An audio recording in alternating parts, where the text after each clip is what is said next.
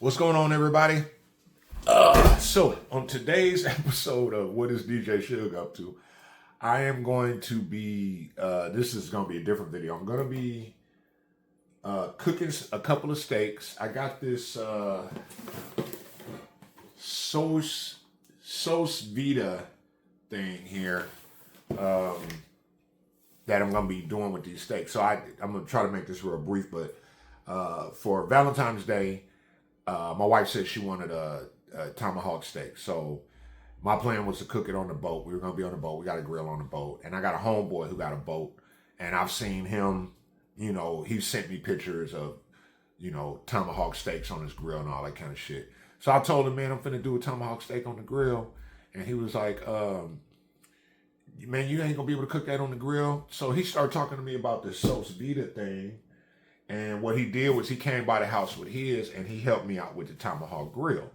So the steak was beautiful. It was delicious. It was really tender, juicy, all that kind of stuff. So I ordered one of the machines and I'm going to do a little video of me walking through it. And I'll put a link in the comments. I don't work for this company. I don't work for Amazon, none of that. But I'll put a link in the comments if you like the video, like what you see. Go ahead and grab one. All right, let's check it out. So this is the device right here. There's the box. So basically what you got is you have this container that you're going to fill up with water.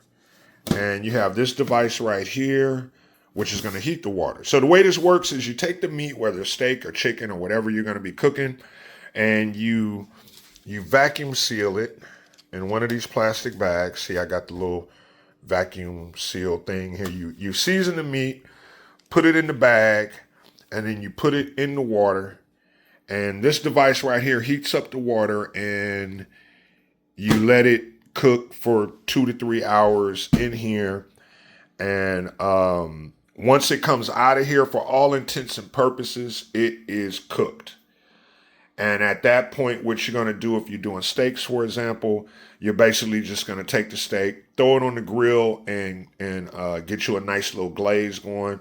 Get your little grill lines on it, and all that type of stuff. But for the most part, when it comes out of here, it will actually be cooked already. You can actually eat it straight from here. But what we're going to be doing is we're going to cook it in here, and we're going to throw it on the grill for about 5 minutes or like 3 minutes on each side just to give it a good glaze, and we're going to see how that works out. So the first thing we're going to want to do is season our steaks. We got 2 steaks going on. My wife wanted a T-bone.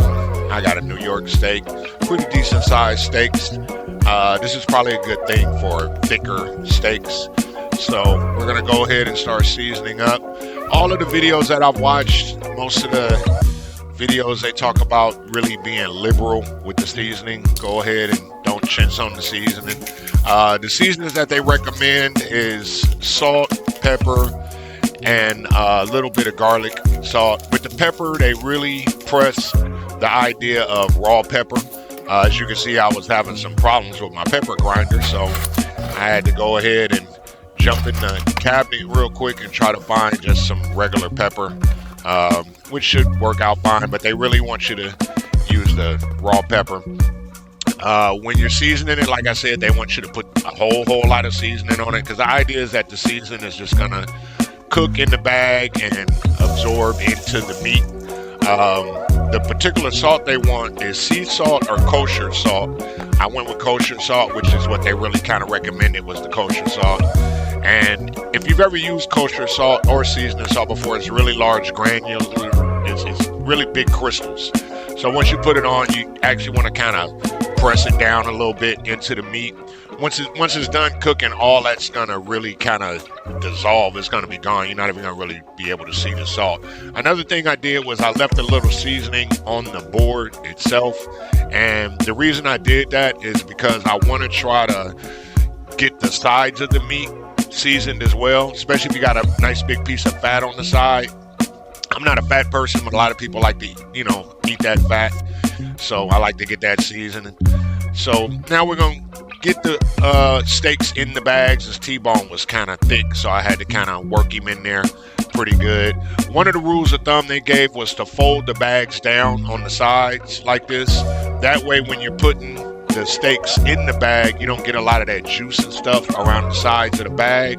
Because keep in mind, this bag is going to go up into this machine, and you don't want to get all that juice and gooky stuff inside of there. So the little bag thing is pretty cool. You know, it's automatic. You put the bag in there, it sucks the air out and then seals the bag.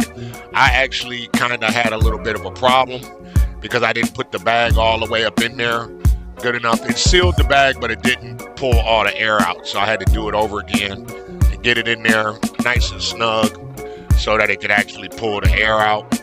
And like I said, it's pretty much straightforward. You hit the button and it just starts sucking the air out and then eventually just seals the bag, which is pretty cool. You can use this for a lot of stuff other than just this, what we're doing.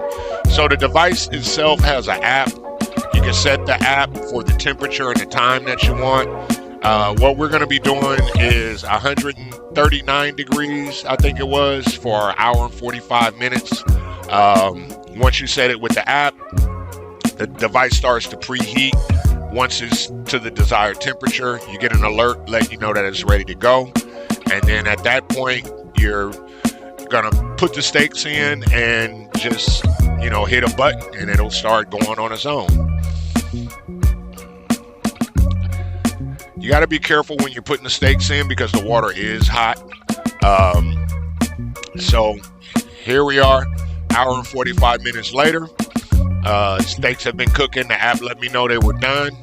So now you got to try to get them out without burning your fingers. And, you know, that's pretty hard. But technically, once they come out, they are done. You can eat them from the bag just as they are. But we're going to go ahead and put them on the grill. And once we get them on the grill, that'll give them that kind of barbecue look. Again, the seasonings are a big deal. A lot of these videos I've been watching, these guys are like real kind of steak connoisseur guys. So they don't want you to put a whole bunch of exotic seasonings on the steak because they don't want to mess up the flavor of the steak. They just want the flavor of the steak. So salt and pepper and garlic powder is their recommendations. So here we are at the grill.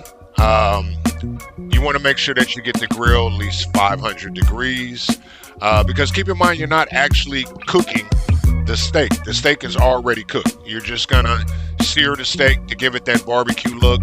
Another thing is before you put the steaks on the grill, you do want to make sure you pat them dry. We're going to pretty much be doing 3 minutes on each side for the steaks. Also, I got a temperature gauge. You don't want the temperature to go above 139 degrees. So here we are after 3 minutes. We did 3 minutes on each side. So this is after 3 minutes, flipping them over. Got a little searing going on. It's looking good.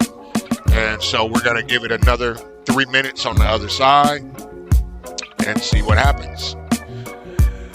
So this is the 3 minutes on the other side. I did have to move them down because we were kind of getting some flare-ups.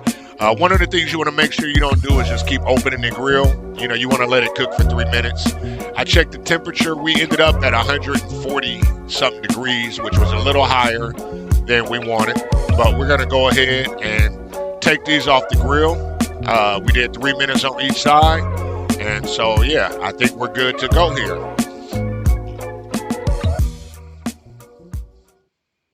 All right, so we got our steaks here. We seared them up nice, or as good as could be. I'm going to go ahead and cut this one up. So all the videos that I've been watching, the rule of thumb is for you to let the steak sit for 10 minutes before you cut it. I did let it sit, so let's see what we end up with here.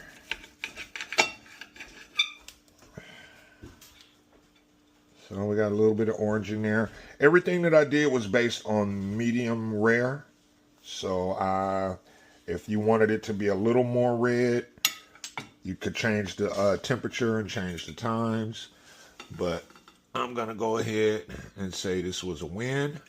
If you have any questions or any best practices, this is literally the second time I've ever done this. If you have any questions or best practices, leave them in the comments. I hope you enjoyed the video. Thank you.